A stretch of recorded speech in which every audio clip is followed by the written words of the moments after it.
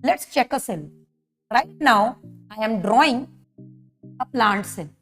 It's a plant cell. There is a hell of difference between a plant cell and animal cell. ये जो मैं wall show कर रही हूँ ना, ये पड़ोसी सेल का है. ये जो साइड में मैं एडजेसेंट साइड वाले सेल्स हैं, ठीक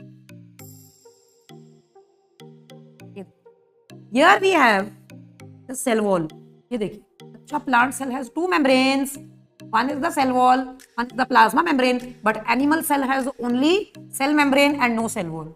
तो plant cell से शुरू करते हैं. Plant cell has a cell wall. एक ऐसी दीवार जो सेल के अंदर और बाहर सामान लेके जाने के लिए जरूरी है. It's a wall which is responsible for, you can say, transport inside and outside the cell. ये जो सेल वॉल है, ये सेल वॉल पता किस चीज का बना हुआ है? सेल्यूलोज.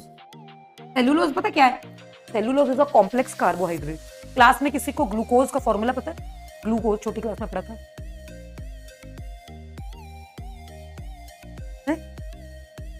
ब्रिलियंट, क्या बात है वकील साहब. Glucose C6H12O6. ऑनलाइन वाले बच्चों आपको भी याद आ गया होगा. C6H12O6 is glucose. ठीक है ठीक है ठीक. सुनो सुनो, 6000 ग्लूकोज. अरे उसका डायग्राम ड्रॉ कर रहे हैं. अरे फोटो खींच लेना, जब मैं पूरा बना दूंगी टाइम बचेगा आपका. और ठीक है, साथ साथ कहाँ बनाते फिरोगे? जब नाल नाल बन जाता है बहुत बढ़िया, जो नहीं बनता तो एंड में फोटो ले लेना. ठीक है, सुनो, आपको पता है ग्लूकोज C6H12O6, ये सेलुलोज देख रहे हो, ये 6000 ग्लूकोज है. ਅਸੀਂ नहीं हजम कर सकते. आप इसको हजम नहीं कर सकते.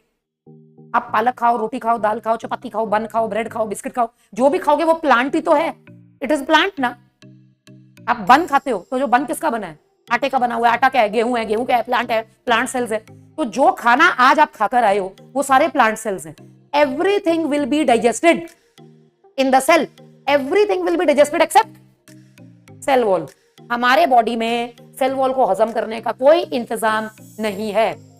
इसीलिए जितने भी प्लांट्स आप खाते हो उनका सेल वॉल हम डिजेस्ट नहीं कर सकते. वो हमारे इंटेस्टाइन में जमा हो जाता है और उस वही जो है वो waste matter, excreta, faecal matter, potty बनकर बाहर आ जाता है.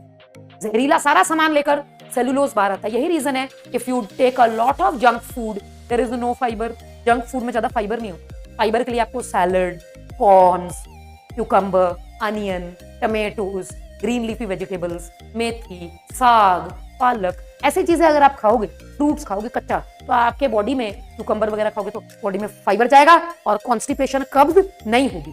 लेकिन अगर कोई पर्सन चावल ही खाई जा रहा है, चावल राजमा, दाल चावल, चावल चावल चावल चावल चावल, ठीक है ना, तो बहुत ज्यादा प्रॉब्लम आ जाती है कि नहीं? आ सकती नहीं बार बार चावल खाई जाओ तो, कि नहीं?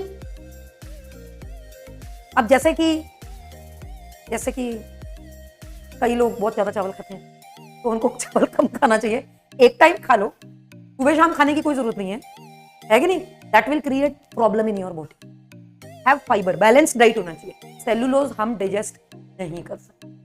6000 glucose molecules we can't break. We don't have any enzyme. But अंदर का सारा सामान आप डाइजेस्ट करते. ठीक है, अंदर सामान क्या चेक करते. अंदर आपको मिलेगा एक वैक्यूल. वैक्यूल वैक्यूल वैक्यूल लग रहा है खाली जगह है. Yes, it is the empty space. Vacuole is the empty space where storage is done. Like कोई सामान फालतू पड़ा है, वैक्यूल में रख दो. जैसे घर का फ्लोर नहीं होता कि फालतू पड़ा है इसको वहां रख दो. तो vacuole takes good care of the cell activities. It also performs function of giving suppleness to the cell. Cell को ऐसे सप्पल रखता है, ठीक है ना, क्योंकि उसमें वैक्यूल है. अच्छा एक चीज और सुनो, हम लोग प्लांट सेल पढ़ रहे हैं. प्यारे बच्चों ऑनलाइन वालों, हम लोग प्लांट सेल पढ़ रहे हैं. प्लांट सेल में एक ही वैक्यूल होता है. एनिमल सेल में बिखरे हुए तितर बितर बहुत सारे वैक्यूल होते हैं. Plant cell has only one बड़ा वैक्यूल. एनिमल सेल है छुटके पुटके मैनी वैक्यूल. ठीक है जी, ये रहा वैक्यूल. वैक्यूल की जो दीवार है, the wall of vacuole is called tonoplast. Tonoplast. Vacuole की दीवार का नाम है टोनोप्लास्ट. Like storage etcetera. ठीक है. सेल वॉल का मैंने बता दिया. Cell wall is the wall obviously responsible for transport of material inside outside. अब यहां देखो, ये पता क्या है? कहते हैं न्यूक्लियस. नाम सुना हुआ है आपने? सेल के पास भी होता है, एटम के पास भी होता है. केमिस्ट्री पढ़ेंगे तो उसके पास भी होगा न्यूक्लियस. अब nucleus is the monitor of the cell के अंदर जो जो काम चल रहा है उसकी सारी केयर न्यूक्लियस ने, all care nucleus will, like what, like activities inside and outside, maintenance of pressure, taking care of the genetic material, और सारी चीजों को मॉनिटर करता है न्यूक्लियस। लेकिन ध्यान से सुनना, न्यूक्लियस एक तरीके से सेल का कंट्रोलर है, ठीक है। आपके घर में हेड ऑफ द फैमिली कौन है? कौन है? सबके मुंह पे एक ही नाम आएगा, कौन है हेड ऑफ द फैमिली? है कौन है हेड ऑफ द फैमिली? कौन है? Father. Father controls the house. Who controls father? अब सबका एक ही आंसर होगा, मदर। सही बोला, head of the family father. Who controls father? Mother. आपको ये बात मैंने क्यों बोली? इसलिए क्योंकि सेल को कंट्रोल करता है न्यूक्लियस, और न्यूक्लियस का कंट्रोलर यहां देखो, न्यूक्लियोलस, ठीक है जी। न्यूक्लियस का controller, nucleus is the monitor of the cell that monitors the activities of the cell. And what does nucleolus do? Nucleolus controls की, वो न्यूक्लियस पर नजर रखता है कि तुम क्या कर रहे हो। समझ आ गई सभी को?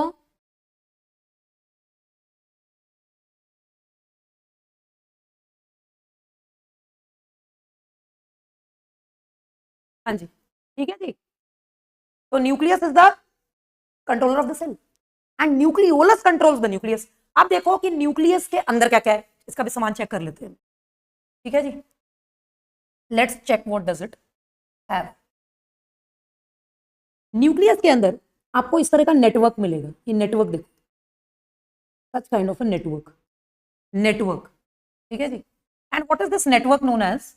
This network is called chromatin, chromatin network.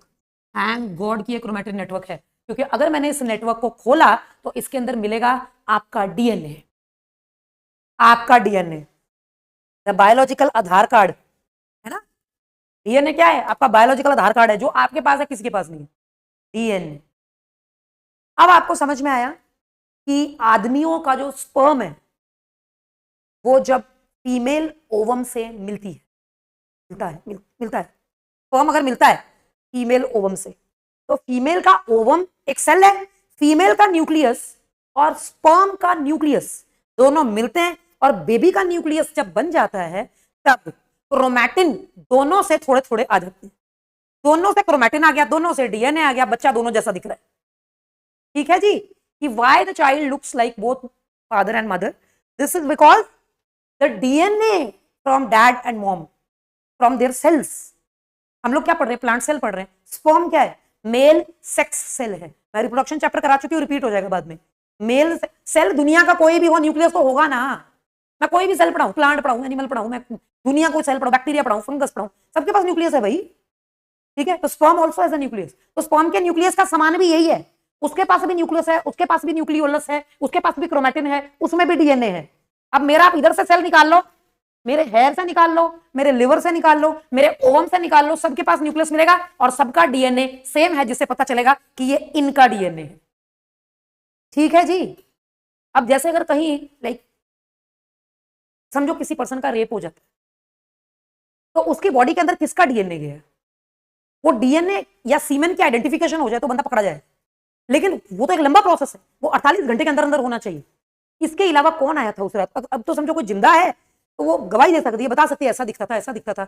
अगर कोई अजनबी है और अगर जान पहचान वाला है तो ब्लेम कर सकती है, ये है जी, ठीक है। और फिर प्रूव करना पड़ेगा, है ना वकील साहब, कि भाई ये झूठा इल्जाम है। तो फीमेल कई बार झूठ भी बोल देती है और मेल फंस जाता है, भाई मैं तो जानता नहीं इसको। तो ऐसे केस में सबूत इकट्ठा करना होता है, जैसे कि कोई बाल, कोई नेल, कोई ऐसी चीज कमरे के अंदर जिसका डीएनए पकड़ में आ जाए। अगर डीएनए पकड़ में आ गया तो the person will get stuck in your case, ठीक है जी, क्योंकि डीएनए में सब कुछ है। आप जिस कमरे में रोज उठते बैठते हो, आपके घर के अंदर आपके बहुत सारे सेल्स बिखेरे पड़े हैं, आपके बाल, आपका आपका आपके कपड़े, जिन्हें हैंडल को आप हाथ लगाते हो, रिमोट के ऊपर आपका डीएनए फिंगरप्रिंट्स आपके घर के अंदर तो मिलेगा ही, लेकिन अगर कहीं और मिल रहा है और जहां पर कोई खून कतल हो गया फिर तो आप फंस गए हो, ठीक है जी। समझ आ गई आपको? तो this is something that DNA carries so much important. वो जमाने गए कि पता ही नहीं चलता था कौन किसका फादर है, कौन किसका है। बहुत प्रॉब्लम पुराने जमाने में ना, मतलब कि लोगों के 6-7 बच्चे हैं ना, तो इनमें से एक दो पता नहीं किसके हैं, ऐसे भी होता था। आपको सुन के थोड़ा अजीब लगेगा, ठीक है ना, और वो पलते रहते थे बीच में। ये सच है, ठीक है ना। और अब ऐसा नहीं है, अब जिधर शक पड़ी उधर डीएनए टेस्ट, ठीक है ना।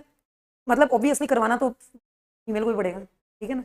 अगर आपके बहुत सारे बच्चे हैं और उनमें से अगर किसी का फीचर आपसे नहीं मिलता जुलता, तो इसका मतलब आपके एटीएम कार्ड पे कोई और शॉपिंग कर गया है और आपको मालूम नहीं पड़ा, ठीक है? बिल आपका ही फटेगा। आगे बढ़ते हैं। ये भी डीएनए, थैंक्स टू बायोटेक्नोलॉजी। अब नहीं ऐसा होता, ये टीवी सीरियल्स नहीं आते, टीवी सीरियल्स मैं कभी नहीं देखती, बट इसमें ना ऐसे जैसे कोई ऐड आ जाती है, कोई क्लिप आ जाता है, तो फिर वो जबरदस्ती, अच्छा कौन है इसका असली पिता, ऐसा कुछ दिखाते हैं, आज शाम को देखिए फलाना टीवी पे, ढिमका टीवी पे, कौन है इसका, वो लटकाते रहेंगे। गाड़ियां उनके पास नए टेक्नोलॉजी की, लेकिन डीएनए टेस्ट की अकल ही नहीं है पूरे सीरियल में, ऐसे कैसे हो सकता है। फिर वो पिछड़े लोगों की तरह सोचेंगे, नहीं मैं उस रात वहां थी, यहां थी, सीरियल चलाते रहेंगे, खींचते रहेंगे, अरे डीएनए टेस्ट करा के परे करो, दसो। फिर ऐसा लगता है कि शायद सीरियल पुराने जमाने का, नहीं तो गाड़ियां तो उनके पास आजकल की हैं, हर चीज, मोबाइल फोन भी नहीं है, तो डीएनए टेस्ट की नॉलेज ही नहीं है, शाबाश, ठीक है। तो ऐसी बहुत फनी चीजें देखने को मिलती हैं, बट मैं आपको बता दूं, क्रोमैटिन पोल खोलेगा। क्रोमैटिन की लोकेशन क्या है, न्यूक्लियस, ठीक है जी, और क्रोमैटिन में है डीएनए, ये है न्यूक्लियोलस। इसके पास एक नई चीज है, वो मैं बाद में बताऊंगी आपको, रुको और सुनो, और सुनो। यहाँ पर न्यूक्लियस की दीवार है, ये ध्यान से देखना प्यारे बच्चों, ये न्यूक्लियस की दीवार देखो, व्हाइट कलर की मैंने ड्रॉ की, ठीक है। न्यूक्लियस की दीवार से लेके सेल की दीवार तक एक चीज जाती हुई नजर आएगी, जुड़ी हुई एक ऐसी चीज नजर आएगी जो शुरू न्यूक्लियस की दीवार से होगी और खत्म होगा सेल की दीवार पे। ये हो गया, ये कुछ है, ये शुरू न्यूक्लियस की वॉल से होगी और खत्म होगा सेल की वॉल पे। हाँ, और भी है, ये देखो, पता है इसे क्या बोलते हैं, इसे बोलते हैं एंडोप्लाज्मिक रेटिकुलम। आपने देखा मैंने थोड़ी सी जगह छोड़ी है, इसका मतलब मैं कुछ लिखूंगी यहाँ पर। हमारे बायोलॉजी में रेटिकुलम का मतलब नेटवर्क होता है प्यारे बच्चों, रेटिक्यूलम, एंडोप्लाज्मिक रेटिकुलम। ऑनलाइन वाले बच्चों को ये एच तो नहीं दिख रहा, ये RETI रेटिकुलम है, ठीक है, एंडोप्लाज्मिक रेटिकुलम। एंडोप्लाज्मिक रेटिकुलम प्यारे बच्चों शुरू होता है सेल की न्यूक्लियस की दीवार से और टच होता है सेल की, क्या नेटवर्क बना रखा है, लगता है कोई कनेक्शन है आपस में, जी हाँ, इसे कहते हैं एंडोप्लाज्मिक प्यारे बच्चों रेटिकुलम। दोनों के दोनों एंडोप्लाज्मिक रेटिकुलम एक जैसे नहीं है, ओके, क्या डिफरेंस है नजर बोर्ड पे रखना।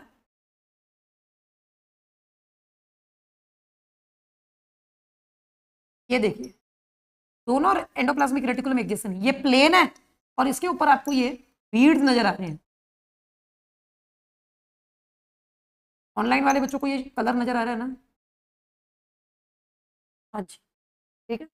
तो जिनके ऊपर ये बीड्स है नजर बोर्ड पे, endoplasmic reticulum is the network like thing which begins from the wall of the nucleus and ends up till the wall of the cell। प्यारे बच्चों ध्यान से सुनना, इस दोनों एंडोप्लाज्मिक रेटिकुलम एक जैसे नहीं है। एक एंडोप्लाज्मिक रेटिकुलम के ऊपर कुछ बीड्स लगे हुए हैं, मोती के दाने जैसे लगे हुए हैं, इन मोती के दानों को राइबोसोम्स बोलते हैं, राइबोसोम्स, ओके। जिस एंडोप्लाज्मिक रेटिकुलम के ऊपर राइबोसोम्स लगे हैं उसे रफ एंडोप्लाज्मिक रेटिकुलम कहते हैं, शॉर्टकट में RER।